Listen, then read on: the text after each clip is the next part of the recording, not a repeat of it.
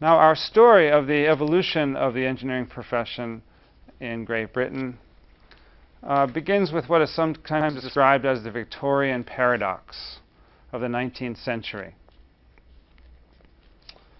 With the rise of the Industrial Revolution and the expansion of industry in a society that has been ruled for centuries by a landed gentry, there's an emphasis, it is taken for granted that government will stay out of economic development, and that the industry is developing as a private sector activity only.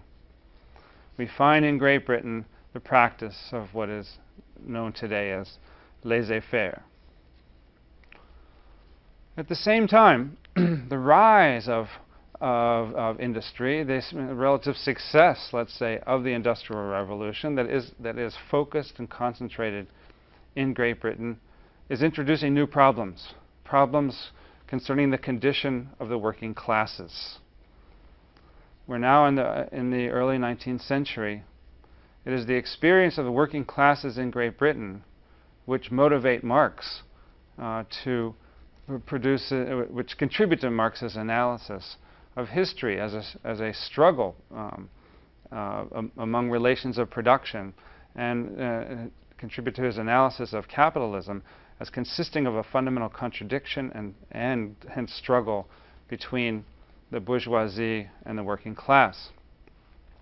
If you've read any Charles Dickens, you have some understanding of the difficulties faced by working classes in the first few decades of the 19th century.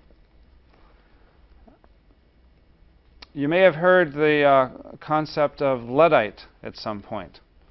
During the early 19th century, artisans who were involved in making stockings, called stockingers,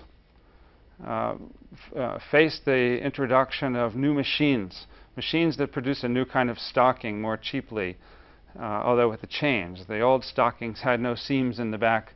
The new stockings from the new machines had seams in the back, but they were reasonably good quality. Stockingers resisted these new machines, and in some cases there were events of late-night break-ins and machine destruction. And what was often left behind was something written on the wall to the effect that Captain Ludd was here, Captain Ludd being a fictitious figure. Over time, a Luddite became a label identified with someone who was opposed to new technological development, connected in some way with machine breaking.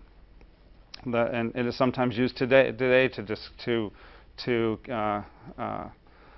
chastise someone who stands up in opposition to some technological development.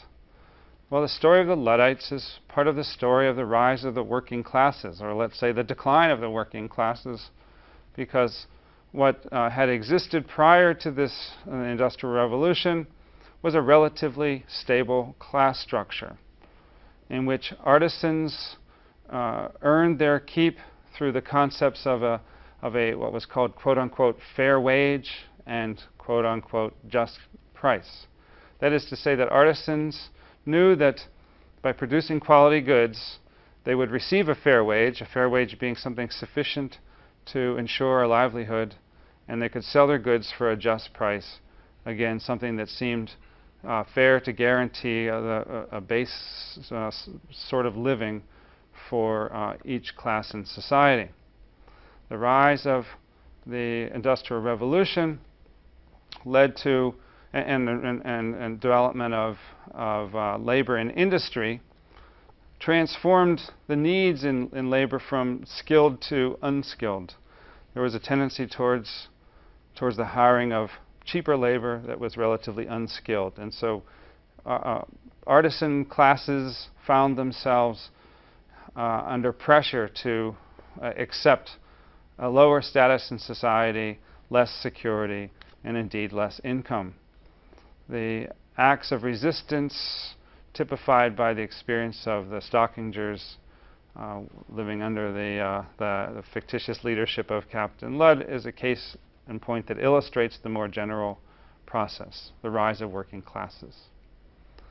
In England, the expansion of working classes and the problems experienced by them motivated representatives in Parliament to argue for a new form of relationship between government and people, namely a call for acts of intervention. In a movement that became known as Chartism, people argued that government needs to intervene in economic development in order to improve the condition of the working classes during this Victorian period. But this approach was directly contrary to the longer tradition, more established and more widespread tradition of laissez-faire. A number of policies emerged out of this, but one phenomenon that related to the tension between Chartism and laissez-faire approaches to government involved the expansion, institutionalization of the engineering profession. And in a way, the engineering professionals and professionalism constituted a solution to the problem to the Victorian paradox. Not representatives of government, but yet with an orientation towards helping all people. The work of the engineering profession was work designed to improve the lives and living conditions of all people. And so we find the phenomenon of engineering in Great Britain and the phenomenon of an engineering profession emerging as a quasi-state-like enterprise that lives outside of the state. Engineers developed with a commitment to the whole, fundamentally, a commitment that exists today, that exists indeed even in the bodies of engineers trained in the United States.